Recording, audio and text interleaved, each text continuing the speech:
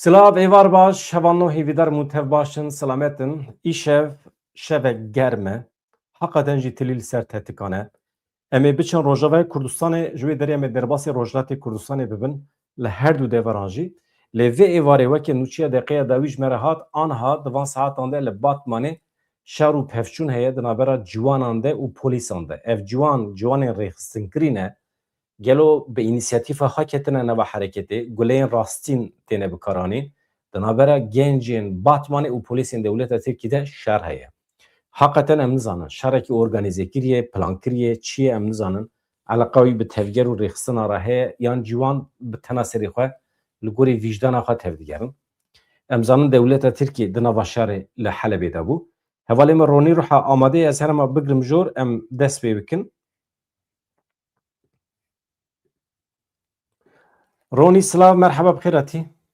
مرحبا مامۆستا سلااو ڕێژ بۆ تۆی بۆ هەواڵین کەس و هەواڵێن مە تەماشەرەکە سلااوش بۆوان روژین پر تاریخ دەرباس بوون کومکوژی پێک هاتن لە حەلەبێ مزێدە فکرەتە نەگرت ڕۆژێک دو ڕۆژێ دەستپێکێت و تەبلیغی پاشێژی مقت فکرەتە نەگرت ئانها وەکێ نوچیە دقەیە داویە ژە هەواڵە ڕەڕاگینم ئەو ئینسانên me êk li Helebê dîl hatin girtin, esîr hatin girtin, pêncî ji wan aniha serbest hatine berdan.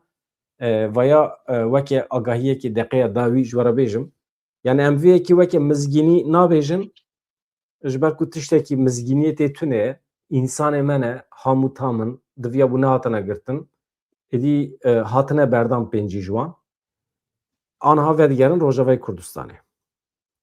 Rewşa dawî heye, dêr hefrê ez bawer dikim çetê hatine wê derê li bahaneyan digerin, dibêjin di nava şervanê Qesedê de PKK'yî hene. Ya çi eleqa artêşa Sûriyê bi PKK heye ew li PKK digerin, yani şervanên PKK'yî henene, tunene, ev çi eleqa wî bi artêşa Sûriyê heye ronî min tiştekî fehm nekiriye. Yani siyaseta dewleta Tirkiyê bahane hincetên di destê dewleta Tirkî de anayî jî ew rabûne bikartînin. Yani ev çeteyên doh ji kengê ve bûne dewlet, ji kengê ve me tehdît dikin, ji kengê ve PKK xistine rêxistina xwe ya lîsteya xwe ya terorîst îja li wan digerin. Ya acayip tişte. Yani مامۆستا tabii ki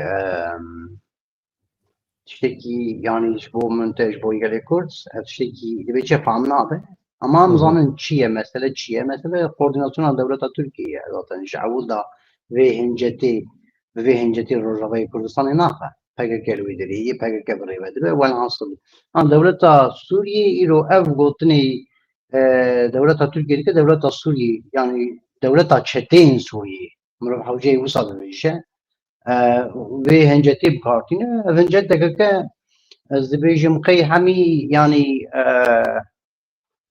rêvebirên Rojavayê Kurdistanê bawer dikim hewceyê wî hewa bibêje heyran niha li qada Rojavayê Kurdistanê gelek car qirkirin pê hatiye li şengalê qirkin hatî ser gelê Kurd her kesê Kurd dibe ez Kurdim dema êrîşa we li Rojavayê Kurdistanê êrîşa we ya bi navê artêşa Ereba li ser gelê Kurd hebe pêşmergeyê jî were gerîlayê jî were û dibê çe şervanên şengalê jî were welhasıl hemî were nêviya yanî ne piştîrêka ha wexta buhar hebe û em bibêjin aştiyakek hebe û her tişt rêve bibe û em bibêjin ew jî tespît bike bêvayî şervanên PKK li vê derê kampê xwe çêkirine û lemberî me kişer bikin û dixwaze ew tiştekî din niha şer heye tu li hêlekê zarokê Kurd qetil dike li hêlekê jî tu dibêjî na şervanên PKK hatiye bavê min zaten êl hemberî te şer kir tu Kovanê de têk bir tu Reqayê de têk bir tu serê Kaniyê de têk bir tu Şengalê têk bir zaten şervanê PKK bûn ha derdê wan çi ye bi şervanê PKK ra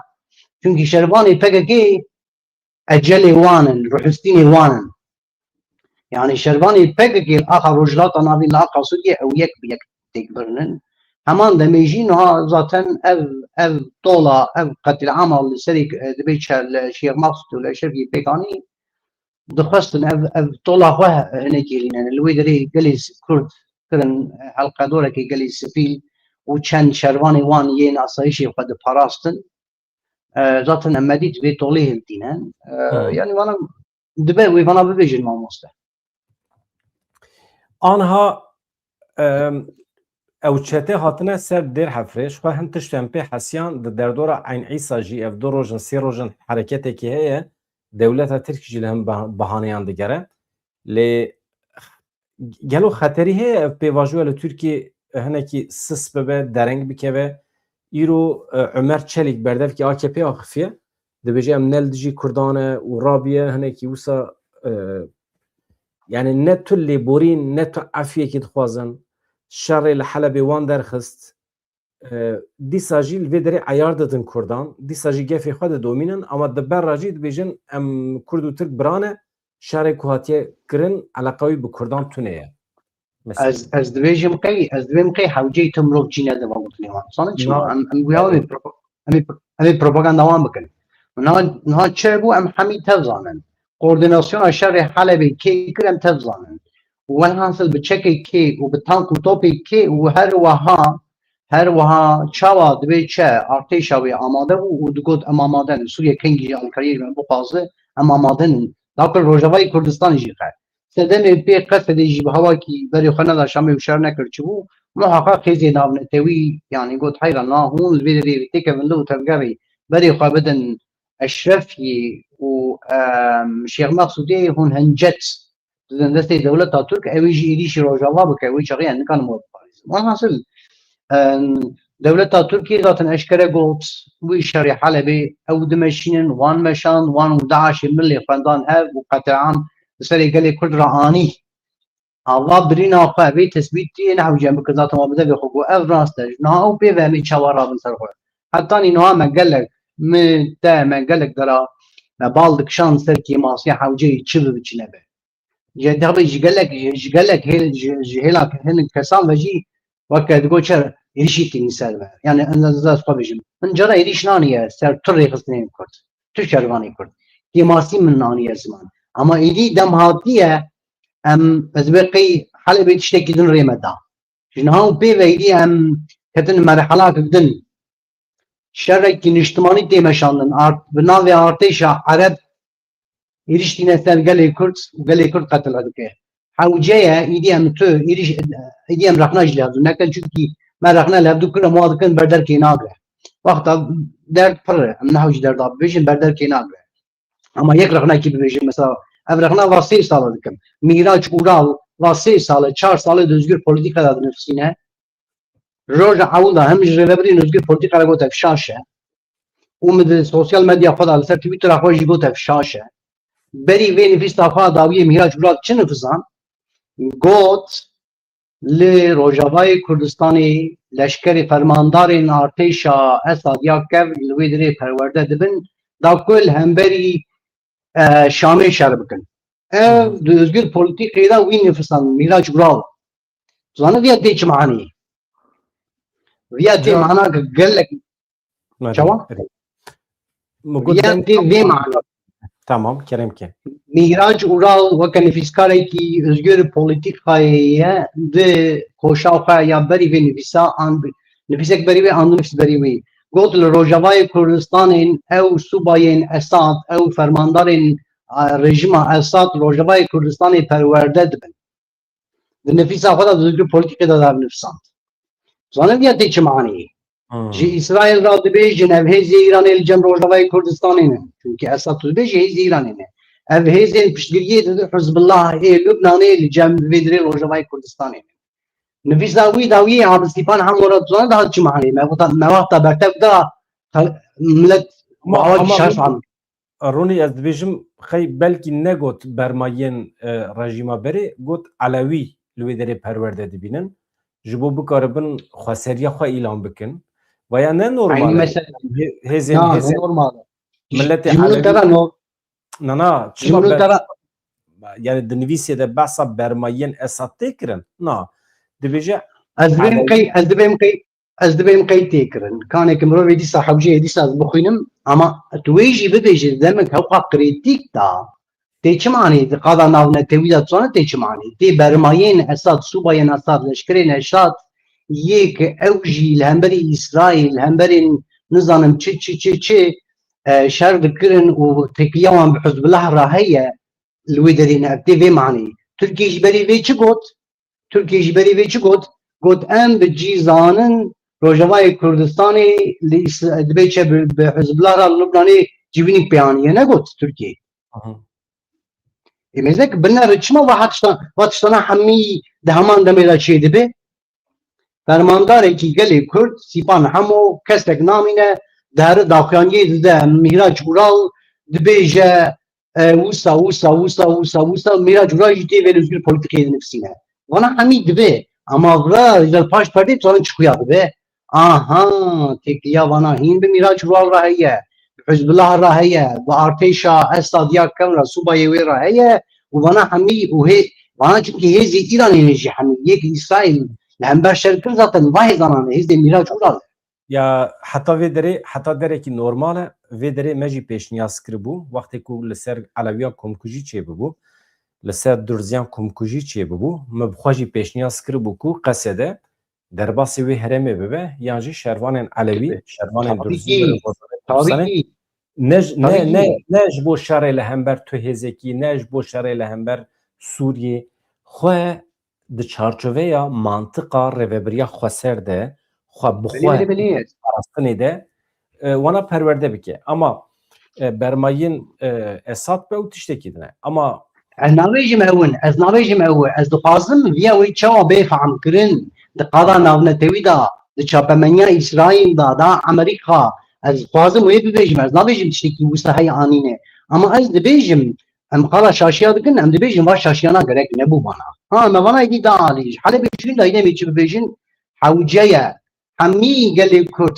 îdem lê rexne mexne îdem nakin ez bixwe kironî ha ez em ez heyran me dît zarokê me na yani ji herêmê ji min re dîmenê cuda dihatin ez wê jî bibêjim yani ez hetanî derkê îdî min nikanî birakira zarokên Kurd ê emrê wan ji her salî digirtin qamara da ser çavî wan û bi hintika lê dixistin îja Kurd jî bi xîlet te nedigiriya zarok mesela ev sê rojê vê dîmenê ez kuştimim zarok jî zanîbû yê lê dixe dijminê wî ye nedigiriya lê değişiya hestê wî dişkiya wekî wî perçe dibû lê zarok nedigiriya zanîbû ketiye destê neyar û dibê çek ewladê Kurd e gerek gurûra xwe rûmeta gelê xwe xeneke zarok nedigiriya lê zarok wecî hintika çete ji wecê zarok mestir bû velhasıl em weke netew em pir êşiyanin ama madem ki were ye ez dibêjim qey em hewcenê dî hemî mil bidin hev dîsa em dî rexna mexna û şiyariyayê dî jî nakim ez bixwe dî nakim sedemê nakim çi ye yani berderkê nagire wata berderkê bigirta berî viya salekê me çi dît me li şehbayê heman tiş nedît me li şehbayê kêm zêde heman tiş nedît tiştê li Şêx Mesûd Rewmî ê wexta me ibretê xwe girtiva em bi vêya rû nediman ama me vana dahêlkê ji bo min tiştê herî girîng tu zanî çi ye hewceye xetekeke niştimanî zû ava bibe Rojavayê Kurdistanê û bang şervanên Kurd zarokên Kurd ke ji her hêlê yani xetekeke niştimanî dibin qesedê da seferberiyê îlan bike û zarokên Kurd berê xwe bide Rojavayê Kurdistanê ji ber êşek mezin gelê Kurd êşik mezina rûrûmaye em dîstan Şêx Mesûdan eşrefiyan şengalan rabrû nemînin çünkü li pêş me ye gav vêtînin yekê ez wê jî bibêjim yani komutanê Helebê me dengê wî hemîlê wizayî kir Ziyad Heleb û hevalên wî na wan stûyê rûmeta xwe xwar nekirin em bi wan re serbilindin ew hevala jin ya tedî şehîd ketiye çûn cenazê wê ji bînê werdikirin navê xwe gerîla ye navê wê gerîla bû jinekeke ciwan e emrê xwe 18 sal e hettanî Gullah xwe dawiyê li hemberî wan qirêja şer kir di şer da weke şêra weke jina şêrekî şehîd bû lê ê li hemberîn wê rûmetê fehm nake jinekeke Kurd li vê derê me dor girtiye weke keftara me dora wan girtiye bi 20,000 çeteyîn û hettanî Gullah dawiyê li hemberî fîşeka xwe dawiyê li hemberî me şer dike hewceyê tu hurmetê ji cenazê wê radike ama cenazê wê me dît velhasıl em ji bo yev dîsan ên serê me em hewceyê zû li hev de xwedî derkevin millê xwe bidin hev û bangawaziyê li hev bikin xetayê kesî nîne xeta hebe xetayê me teve ye şaşiya hebe şaşiya me teve ye mêrxasî û serkeftinek hebe ya me terwa ye. Lewra ez dibêjim qey em gerek pir zû bi hev du bigirin û zû xwe biparêzin. Yanî helebeke din em nikarakin.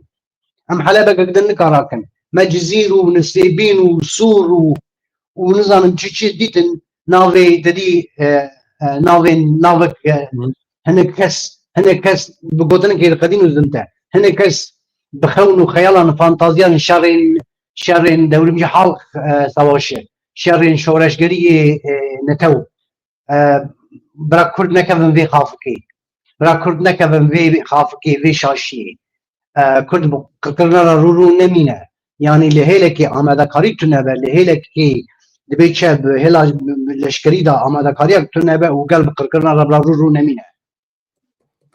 Niha nûçeyên nû hene ez hema ji we re bibêjim Rojavayê Kurdistanê Mesedê Meclîsa Sûriya Demokratîk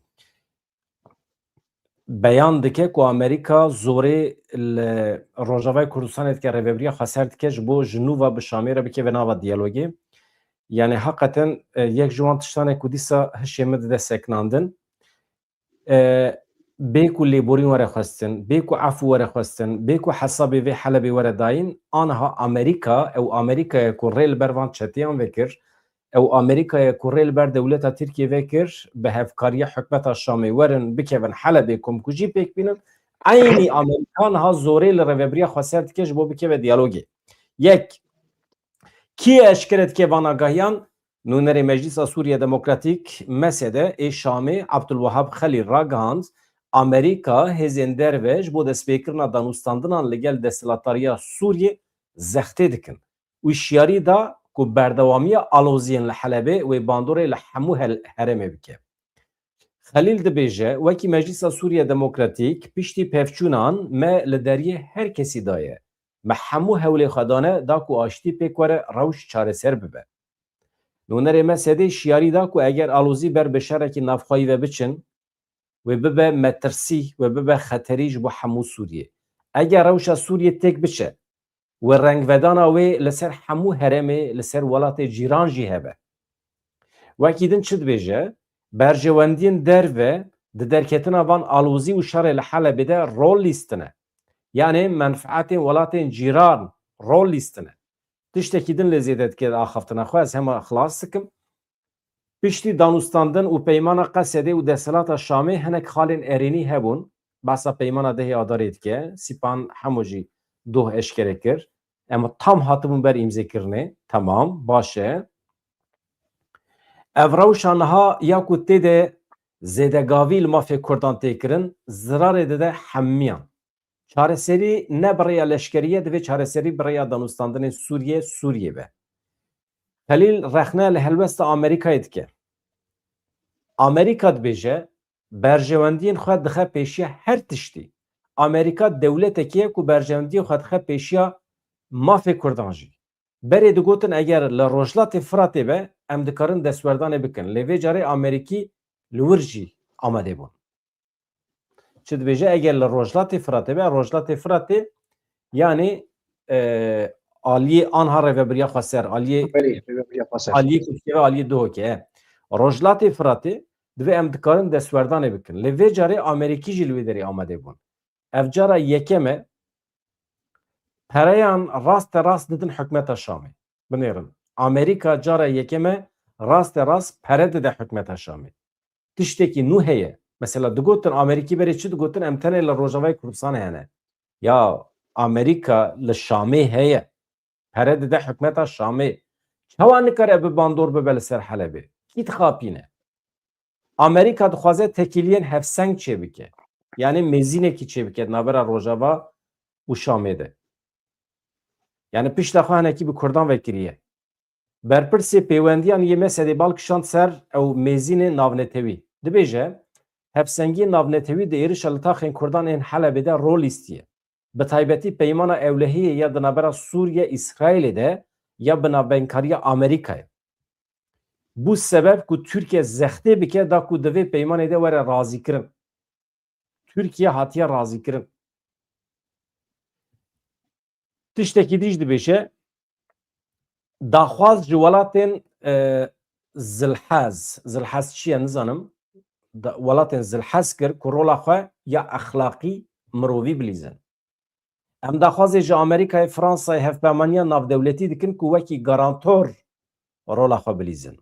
Li Helebê guherîna demografîk tê kirin. Yani Kurd ji taxê wan têne derxistin, mal û milkê wan têne desteserkirin û şûna wan Ereb têne bicihkirin. Destirêjî li ser Kurdan heye. Divê ev welatê ku em behsa wan dikin, Fransa, hêzên hevpeymanî, Amerîka bibin garantorê bi cîhanîna peymanan xweşûn ve nekişînin. Aniha idî tiştek ku guheriye ya berê Rojavayê Kurdistanê di tekîliyan de garantorî dixwaze. Xelîl herî dawî çi gotiye helbesta Amerîkayê mijûman e. Divê yani ne şeffaf e. Divê şeffafiyetekî hebe. Helbesta wan li hember bu yerên Eşrefiye Şeyx Mehsûd yani divê kêfa me jê re nayê. Divê helbestekî wan hebe, zelal hebe li hemberî wan. Nizam te çi fehm kir ji daxuyaniya Mesedê?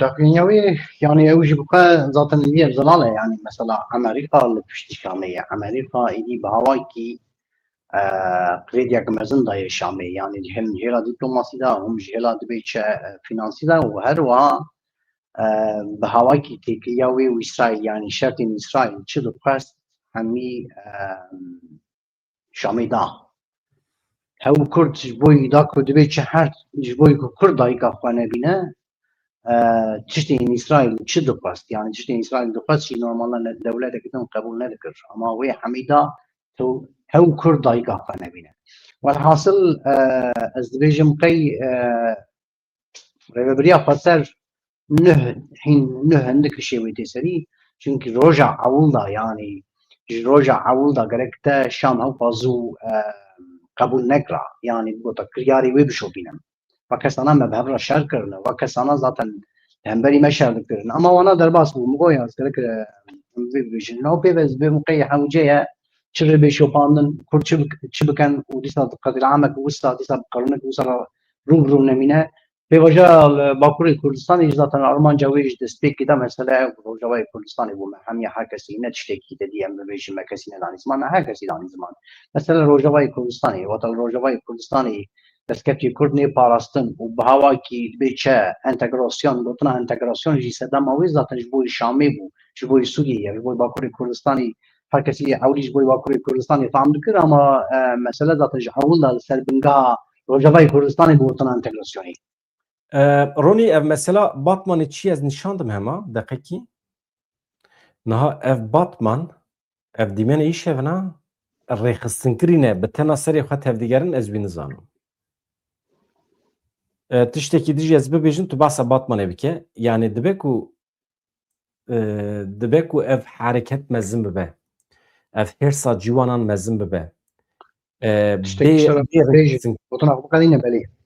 bê rêxistinkerî bê tevger bi tena serê xwe dikevin nava hereketê molotov kokteylan tişmiştî wisa Mijaleke xurte tu dest pê bikî heva tamam ana ez bi malbat ez tiştekî bibêjim bibore deh şervanên birîndar rakirin nexweşxaneya Duhokê ev weke nûçeya deqeya dawî ye ev tiştekî baş e ez bawer dikim nexweşxaneyê Rojavayê Kurdistanê nikaribiye bersiv bide hemî birîndaran deh şervanên birîndar anha derbasî Başûrê Kurdistanê nexweşxaneyên Duhokê bûn wekî din bînin bîra we deh dîl jî serbest hatin berdan ew jî digêjin Rojavayê Kurdistanê de mesela Batmanê de hema tu dest pê bike çi ket serê te yekemîn Başûrê Kurdistanê ji sibê da yani weke nêzî bîsî belkî hin zêde ambulansê xwe şandibûn Rojavayê Kurdistanê ambulans li wê derê li bender birîndara bûn da ku birîndara ê ji Helebê hêdî werin û yek rabin da ku bibin Başûrê Kurdistanê yani ji îro ji serê sibê da li Başûrê Kurdistanê jî ji bo wan kes birîndar ji bo birîndara seferberiya dikeye ez wê bibêjim adin و مثلا Batmanê ez bi xwe dibêm tiştekî wê bi ser bixwe çünkü çima dibêjim ez li Bakurê Kurdistanê em xwedî malbatim telefonê me dike her kes şînê da ye her kes dîn bûye her kes yani ranake ev tiştê li Şêx Mexsûdê قال كريه وكما صلاة بيتش بويا باروت قال يعني قال بويا باروت حركس بسيكولوجيا خرابية حركس دي جوفانا يعني دجيانا قدا زوزو نقر يعني حرية من وصايا اما بصير رجل داوي جدودي الشبيه دا دست بقريد كم حطاني بينجي سبي والحاصل اف بسيكولوجي اللي حمي باكوري كردستان دو هوالي كمنيش كوباني مال كوباني تلعب شاب بكر تلفوني مكر نورمالde telefoni مناقش برجوجي تركي نافذ بشتري كابجي كوتشر دبا براب بروني از آماده من چه دبا يدي براب بس واكستان عمل كوباني تيك برن ومواقع تيك بريجي ما بحرمتي جنازي وان بريندالي وان ما بحرمتي را بكر یا چاو وانا جنازه منا چاو الجني منا چاو يعني اف نابه من حاصل پسیکولوژیا گلی کرد هاتیه نقطه که گوستا ایدی گهنانه تو ریخستن میخستنا مثلا اف نحقیال گلی کردی اوا که ایدی ام دبینن قبول نابه يعني قبول نابه وادي چه قبول نابه شاشيار ربرين كردك قبول نابه قال ایدی بویا تنکان گوتنی جرابك يعني الزفيرة بيبي مالباتي رايدن را يعني هر كس هما دست جرادك جبه لرا جرادك وجبه دبي بس ابچیه یا ابچیه پازاروکی خون مدانه ما قصدی چی بن چما يعني مكتن في حالي آدم هرسك مزن هي الهمبري تركي والهمبري اف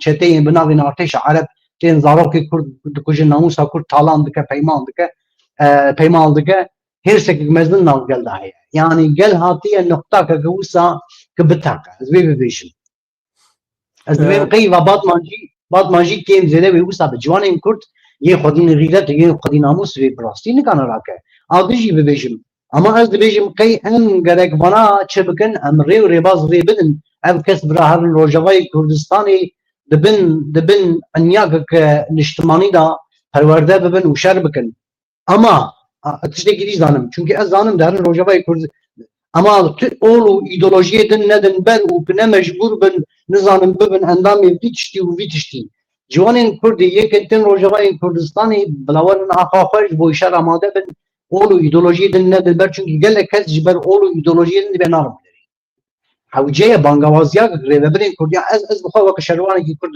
نجي دمك شركيه وك كسي كي كرد از بخوا بانغوازي كن بري قبل روجاوي كردستاني هيك كيجي اميه قد فيجي اميه بيدجي اميه قصدجي اميه ايرو روج امن كان بيجي ابيستو خطاي ليه وخطاي ليه خطاي حميها يا بابي خطاي حميها يا داك حتى نو قال لي كردناني جمهم ولسر يك عقلي يك برجواندي يك بوليتيكاي نماشي خطاي حميها يا وكي جناب بالهمبري بيه او كس وجداره اما نايك معنا امي بيج نايش ما بيناس لكن براد بيتش كفتار وروفي وشقر وقول ولا ناوس اكل بيما بك ام حوجيه غير هذا الفيشي يعني حمي ايمن خطاي وانجي ايمن بر خدانا وانجي لانكي وانجي يعني نها يك دبيتش الشيخ مقصودي زياد حلب ايكيه زاروكي قالي كرده لهنگي قالي كرده نرخي قالي كرده حتى نداوي شعر دكا وخاطر رج قالي كرد خاصه بخاطري واه جوارا سركبتني دخواست آدن جريلا شهيد جريلا ياكو حتى نقول له خا داوي الشعر دكا وهري داوي بصاغي نكان بي إدي شهيد كمان دارن جنازة وي معاملة حيوانات غيرك أكيد كتشاف كل نرخي ويجليان رومتا ويجلي باراستيه هاج بيجكيبه هاج بيديبه هاج قصديبه هاج بيديبه هاج بيجكيبه أو زاروكا ويجليه او ام حوجنن ام حميرو فشتا حمي شرواني وقع حمي سياسة مداري وقع يك الخاضع الشر يك الخاضع ناموسا كرد بباريزا مالي كرد ملكي كرد بباريزن ام وي بيروز قبول بك اللي شانسي وي خطابك فانتازيا بك نينه امان ها دوین آبر ده ودیمن کلسر اکران دبینن هوانو کاروان یکم یک کردن تاقا اشرف یا حلبیه بری آنها کشبری افرینی ببون آنها وگریان مالی خواه ام هیوید کن مسئله راست به ام هیوید کن جارد سری و نکه به بلای بوان چتیان را رو نمینن دوی کاروانی ده بقاسی 700 مالبات هنه ایدی هجمار آمانده چه هر مالبات اکی 5 کس بفکرن 3500 انسان هنه کردن اشرف یه جاره کدیم و گریان تاقین خواه که ده انجام شهر و پفشون 5 روزان ده ویران ببود تاقیوان دوی اری ev agahî Di derbarê vegerê de kadaxuyanî çi ye ev karwanê yekem ê xelkê Eşrefiye ye. Nêzîkî 10 otobüs, 700 malbat tiştekî wisa ye. Yani vegeriyane ama çi qas di nava ewlêkariyê de ne, çeteyan çi qas mal û milkê wan wêran kirine, talan kirine, ew tiştekî dine. Dîmen derketin. Çawa çete çin malê wan talan dikin, didizin, dikanê wanê xwarin û vexwarinê çawa hemî dirjînin, tarûmar dikin, ev hemî dîmen hatin belavkirin. Ecêb tiştekî ye. Mamoste ev sê roja yani roja şer pêk dest pê kir û hetanî do dîmenê ji min re hatin yani mirov nikanin min şer dîtine min birîndarî dîtine mirov nikane rake. Yani zulma li Şêx Mesûd û li Eşrefiyê hat meşandin ez vê dibêjim yani li ber ku mirova kesî re ji dîmena neşandin çünkü mirov nikane rake. Bi namus û şeref ne li Şengalê bû, ne li Dêrsimê bû, ne li Koşkirî bû. Yani neheqiya li wê derê bû. û tabii ki kesê wê derê jî li ber xwedan xîret û namus li ber xwedan rûmeta Kurd parastin lêbelê çapemeniya Kurd bi vî xeta neke niha dibe çe manşeta davêjin 300 şervanî li hemberî 45,000 şer kir.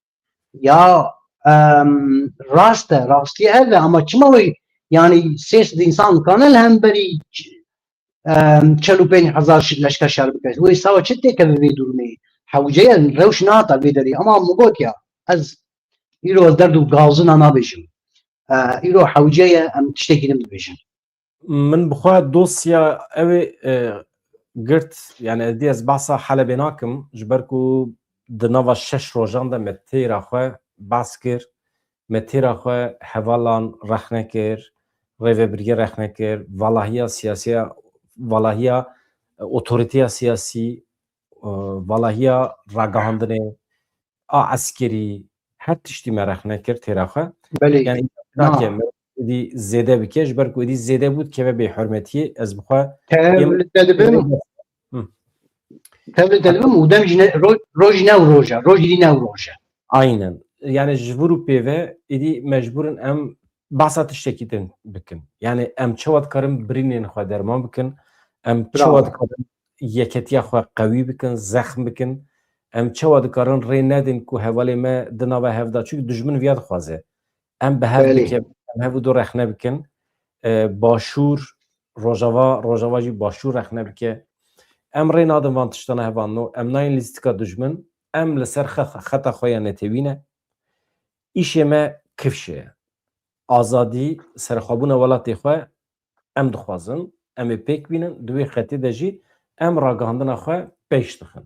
Xeta netewî ye. û em li piştî hemî fermandar û leşker û siyasetmedarê Kurd yekî ji boî vî nirxî tekoşînê dikin. Em pişta wan adin jî bibêjim. Mazlûm Kobanî rûmeta vî gelî ye û fermandarekî di qala wernetewî da yekê dibe çe generalekî herî xurt û jê tê hezkirin em gelê Kurd bi Mazlûm Kobanî bawerin pê serbilinin û wê hetanî niha wî û hevalê xwe Rojavayê Kurdistanê hetanî vê rojê parastin wê hîn paqij biparêzin. Mazlûm Kobanî bûye sembol însanekî wisa ye ku di zemanê xwe de pir caran xwe îspat kiriye. Hem di şer da, hem di fermandariyê de, hem di meseleyên cuda da. Nasîna min û wî ji nêz ve çêbûye pir serbilind im. Yek ji însanê ku jê hez dikim di rêveberiya qada tevgera siyasî ya Kurd de hemî perçeyan de ew e. Ez bi tu şiklekî qebûl nakim ku tu fatûreyekî ji Mazlûm Ebdîrê were derxistin. Çünkü em zanin di nava me Kurdan de însanekî dema hindik zêde tê hezkirin çi qas bela hene tê serî. Yani Selhedîn Demirtaş hat hezkirin bela hat serî. Yani di nava cemîeta Kurdî de, di siyaseta Kurdî de yani cîhana tekoşîna Kurdî de em bibêjin merûv newêre were hezkirin. Hindik însanekî karizmatik derdikeve, hindik însanekî tê hezkirin em dibêjin temam. Olayê tê serî wî, bûyerekî tê serî wî. Muheqeq însanê jî hez nakin dikevin nava hereketê. Nîgî wî dişemitînin, komplotînê serî wî. Ya hûn çi dixwazin ji însanekî ya?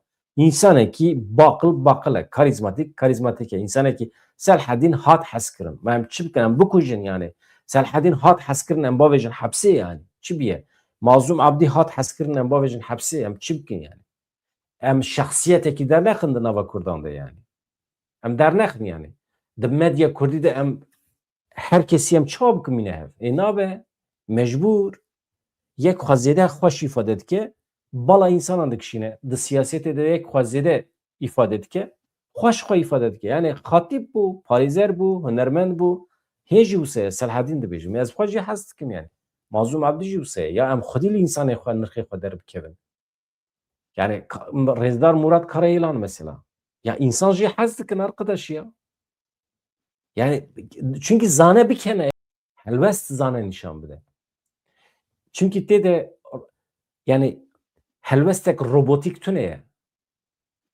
Helbestek insani heye. Li cem van insanê ku em behs dikin.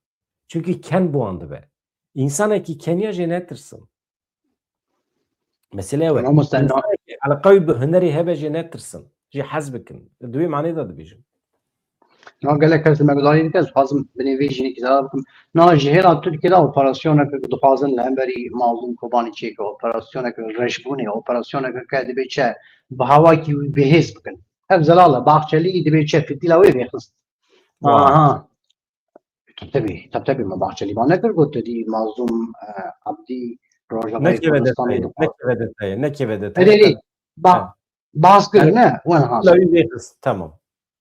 Belê ha ev dixwaze tiştekî wisa dibe çe dewleta tu tiştekî wisa digere. Ama hewceyê naz vê dibêjim yani na gelek kesên meqdayî dikin. Ev kesên meqdayî dikin bila em kesek nekevin vî xeta ha. Em kesek nekevin vî xeta tu fermandarên Kurd yek em ji Baxçeliyan rabû ku qurban nîne. Velhasıl yani Mazlum Kobanî rûmeta vî geliye gaziyê vî geliye di şerên çiyayên Kurdistanê li hewara gelê xwe çûye lê birîn bûye fermanatî kiriye şervantî kiriye vîro hem dîplomat e hem general e hem leşker e û hem siyasetmedar e rûmeta vî geliye em hewceye bi dengekî xurt em her kes dibe çe yani kesên wek em Baxçelî diqîrin li Tirkiyeyê dixwaze şekil bide Rojavayê Kurdistanê em derfetê nedin wan re bêjin hoşt. Niha em derbasî Rojhilatê Kurdistanê bibin eger Rojavayê Kurdistanê çavê me li serê hevanno anha dest li ser tetikan e li Dêr Hefrê dibe li Eyn Îsa dibe li wan deran em dibînin ku hin tevgerên eskerî hene em dişopînin bûyerekî wisa pir mezin çêne biye tenê sûjbarî heye li hemberî hevû du sûjbar dikin. Niha li Rojhilatê Kurdistanê hêjmara însanên ku ji aliyê hêzên Îranê ve hatine kuştin gihîşt derdora şesidî. Derdora şesid însan hatin qetil kirin. Ê rapor bûye. Ê rapor bûye. Evaya ê rapor biye rast e. Lê yek ji tiştên xeter ew e li Rojhilatê Kurdistanê ew heremên ku lê Azerî û Tirk zêde ne wan jî dest bi meşê kiriye lê armanca meşa wan tam berova jî Kurdan e. Ew xwedî li Cumhuriyeta İslamî ya Îranê derdikevin. Kurd li dijî İranê ne. Problem di wê derê de ye. Duh bi şev keştiyên Amerîkayê hinekî kete nav hereketê li ser deryayê em li bendê bûn min weşan jî hazir kiribû saet yekê şevê. Yani mümkün bû ku Amerîkaya êriş bikira ji ber ku îşaret hebû. Lê çê nebû dibe ku hema îşev şeva pêşiya me ya İsraîl ya Amerîka êrişê ser İranê bike. Ew li zemînekê digerin zemînekê ku bikaribin yani êriş hewan bigêje serkeftinê. Rojhilatê Kurdistanê tu çawa dibînî Ronî? Çendake dişopînin bi taybet bi hinekî dibe çe di ajansên biyanî de van saziyên mafê mirova ya ez dişopînim niha di roja dawiyê da yani taybet îro roda hem îjarê vê yani gel rabûye serxwe hinekî rejim li hêlekî kesên protesto dike dikuje li hêlekî ji hemberî wan kesê wan dibe çe alîgirê xwe derxistin korana ew jî çalaka dikin. Ev tiştekî wisa jê ye ama tiştekî balkêş heye yek rejimê di parêzin çalakî li gelek deverê çikî jî bû. Yani gelê li wê derê ji rabû serxwe li deverên Azerbaycan yani xelkên Azerî lê dijî ji bo parastina rejimê ji bo parastina Xumeyni li wê derê jî çalakî bû. Agahiyê yani em dîsa ji çapemeniyê digirin têkiliya wan bi Trump re çê bûye. Têkiliya wan bi Trump re heye yani rejima خمینی به هوا کی وان ترامپ را تکلیه وان چی بویه یعنی نقاش نابراوان تشتیک دمشه از بخواه باورم اف تکلیفا تلی اف تشتی هانین سری یه ناوی وی چی بو کسی دیل گرد بریا سلوکی دولتکی ونزویلا بو چی بو مادورو بله مادورو نه بوش بجاتکم ولی حاصل ونزوئلا همان بله اری ونزویلا همان تشت ترامپ خواهد که سروکی ونزوئلا بیان کر یعنی بلی از باور دکم یعنی کیم زیاده از بخواه ورد فکرم یعنی نه اف چونکه جبرگ تدی ترامپ گوت مادورو ما یعنی آن امریکا گوتن ما تکلیف کرد که هر ترکیه ظاهره والحاصل از بخواه باورم یعنی نه امریکا دلو تفکر ایدایی به ایران رژیتگیه دایی بری ویرا داکو رژیم بردو هر از بخواه دبیجم نه ابتی مشاندن اگر وستا بدومه اما تشتی هری بیا بری بیا ساعت کدوجی مشوپان چبو شالکی مزن دبن yani ji ber hinek kes derketin kolana rejimê diparêzin ji bo parastina rejimê protesto dikin li hemberî wê çalekî hîn zêde mezin bûne protestoyên gel hîn mezin bûne gel hemberî dijî rejimê lewra ez dibêjim qey vê carê xuya ye îran ya wê hilkişe ya rejimê hebe yani ev li holê xuya ye ama tiştê girîng kê were dewsê ev pir girîng e adin li wê derê Kurda gafek xurt avît hêvî dikin va gafa bi ser bikeve çi bû heşt partiyên Kurd yek ji binga xwe ji Rojhilatê Kurdistanê nin hatin cem hev û biryarek dan da ku dibe çe weke wê bi hevra dil û tevgerê dabin ev tiştekî gelek baş e ev tiştekî gelek baş e ama adin çi ye ev nûçek jî hat derket xala navnetê wî da da ku hetanî niha çiqas leşkerên pejakê yek derbasî Îranê bûnin derbasî Rojhilatê Kurdistanê bûnin به شوپاندنا ترکیه به استخبارات ترکیه یک دایه ایرانی و همی هاتنه کشتن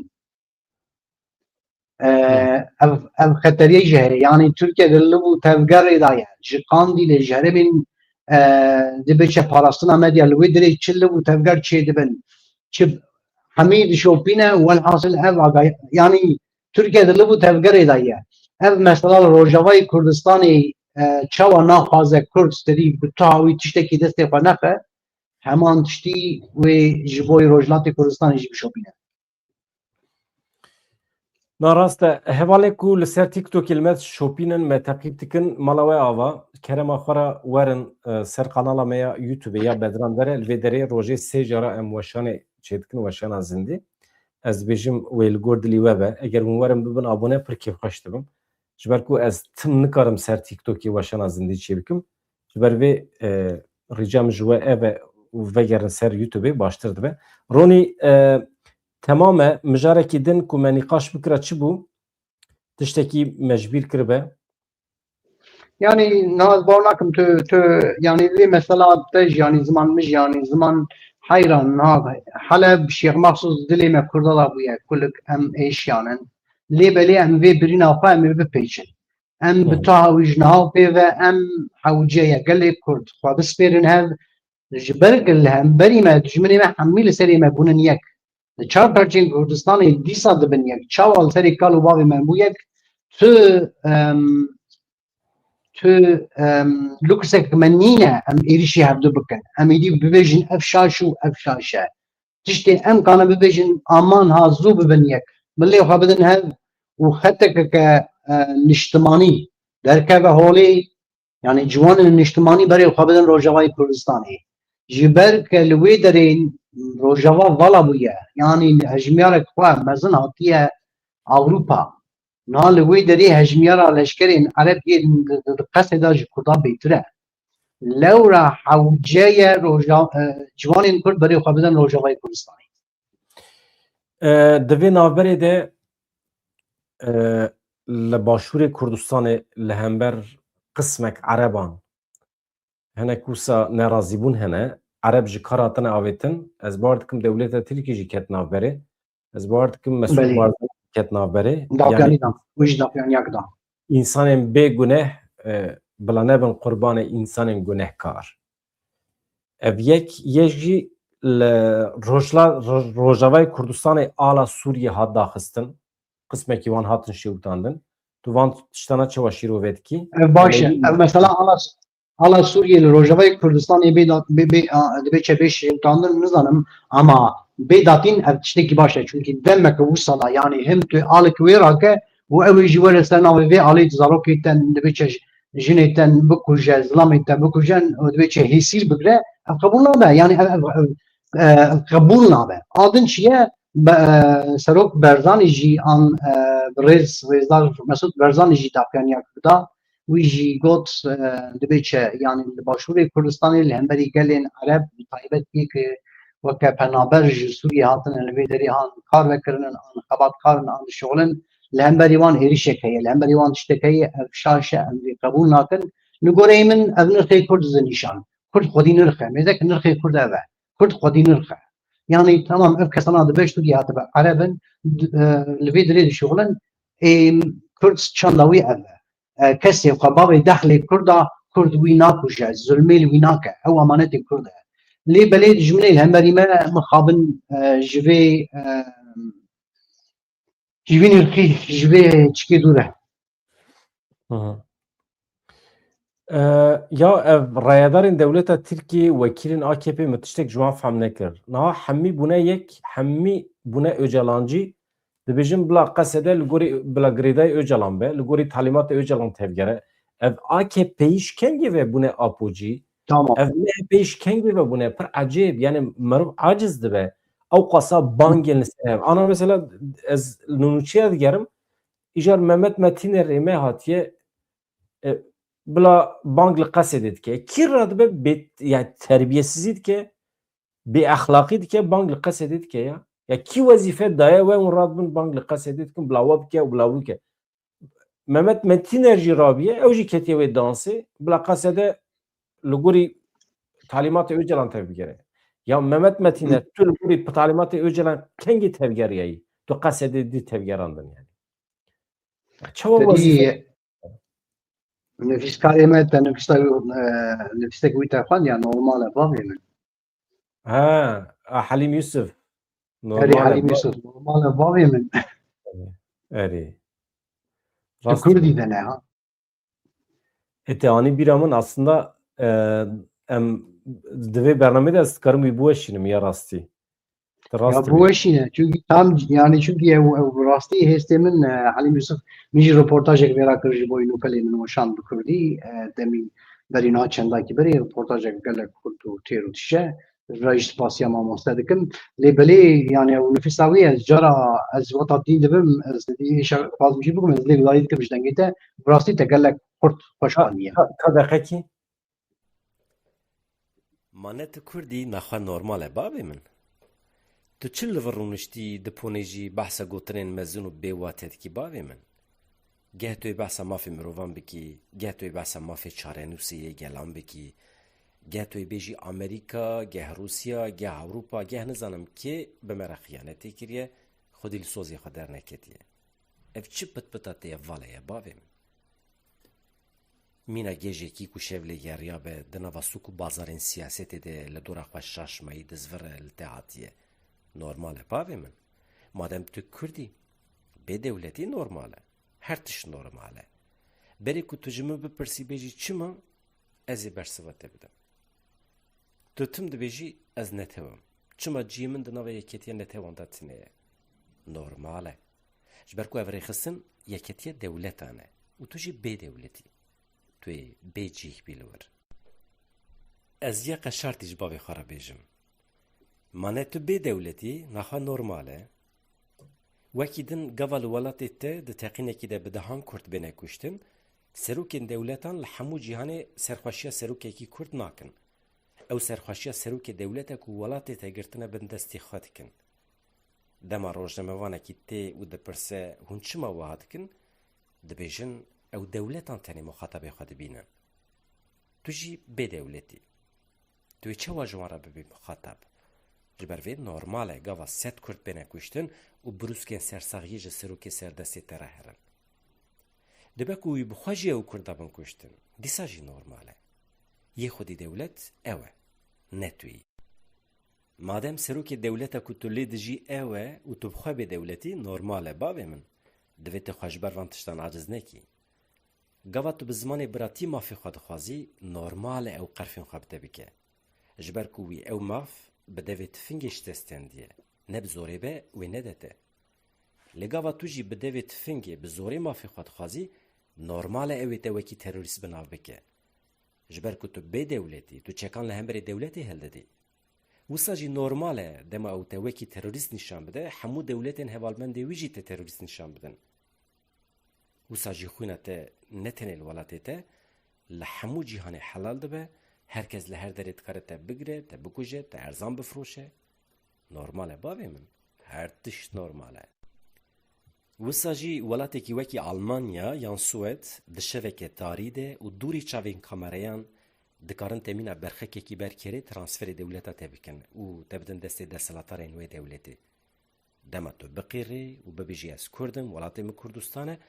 ew ê bixwîneke sar li te vegerîne erê lê ka ji me re bibêje di pasaporta te de çi hatiye nivîsandin û navê kîjan welatî li ser e mebesta wan dewlet e tu aydî dewleteke dinî ku ne peyva Kurd ne jî peyva Kurdistan tê de heye tu ê neçar bimînî serê xwe bi xemgînî berdî ber xwe ji ber ku tu jî dizanî Ewropayî ne ji xaftina mervan lê ji dokûment ji agahî nivîskî bawer dikin normal e bavê min yan wê te bidin destê wan yan ew ê bi xwe te bigirin yan jî wê navê te li cem xwe di lîsta reşxînin wê te nekin hemolatên xwe wê tu alîkarî bi te re nebe ew jî normal e ji ber ku ew alîkariya ku bi te re bibe wekî alîkariya bi terorîstan re dibe tê hesibandin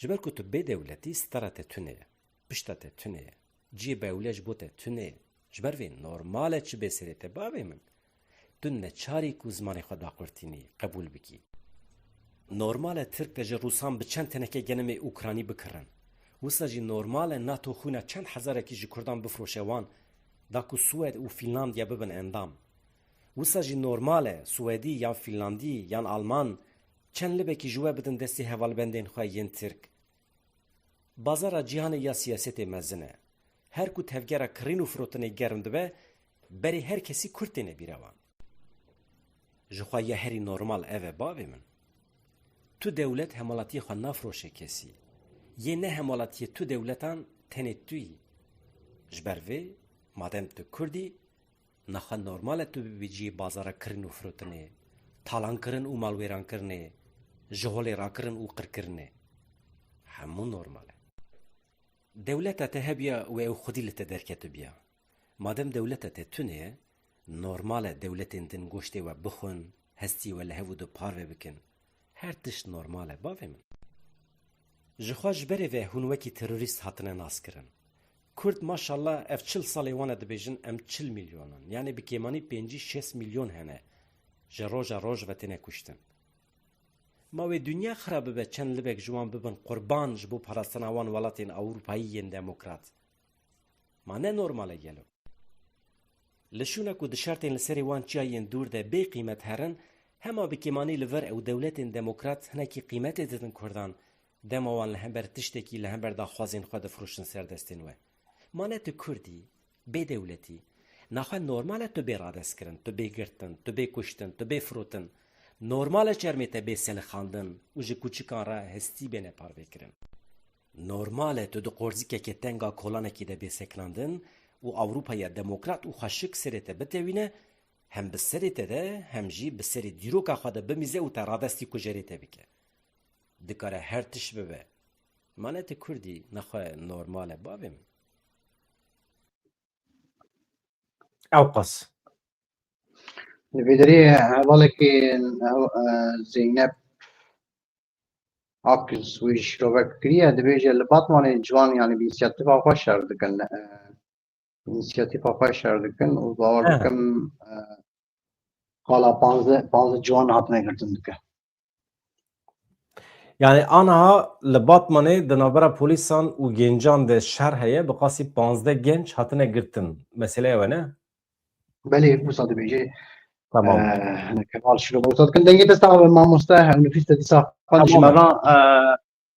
spasiyata dikim dem nedema rexnayê an vî kesî rexne bikin vê hêlî re nebikin dem dema gelê Kurd milê xwe bidin hevde û birînê xwe bipêçin وام جي حلب دبي شيخ مقصود الاشرف يميناك بغرن داكو ديسانين سليم لي سليمه لو راح وجه جوان كل كسن خدي دبي نرخ اجتماع يك داكو في ظلم قبول لكن بري خبدن روجاوين كردستاني هرن جم فرماندارين وهذا وبرين وفيجن امامادن داكو ايش ور سر قال ما ام جي هرن في شري بسكرين داكو قال خان باريس مالاتی آوا هوانو هوالین تیکتوکی دیسا جوار ریجات کن وگرن سر یوتیوبی ببن آبونه پیش بخن هوالین دی یوتیوبی دجی هونجی آبونتی خو ساز بکن رجام جوا ام وی قناه هناك مزن بکن هوال رونی مالاتی آوا هر هبی ساعتن پیش مده چاوی مل سر روجلاته چاوی مل سر آمده کارین امریکا اسرائیل نه چوا وی رژیم هلوشینن ایمن ابقا از طرفدارم سوریه سرو بم ببه از طرفدارم ایران سرو بم ببه از طرفدارم ترکیه ببه هفت پرچه و تمامی سرو بم ببه ایمن تو درد منی که از یکیتی وان دولتان سر پیان بگیرم تونه نه از کردستان که سر بخواه آزاد خوازم به تایبتی پشتی حلبه سدی ست ده هشیمه دا کردستان سر بخواه بجیهی بو بدویا کردان به دولت کردستان هیه خاطری و سلاو رئیس بانده سلام رئیس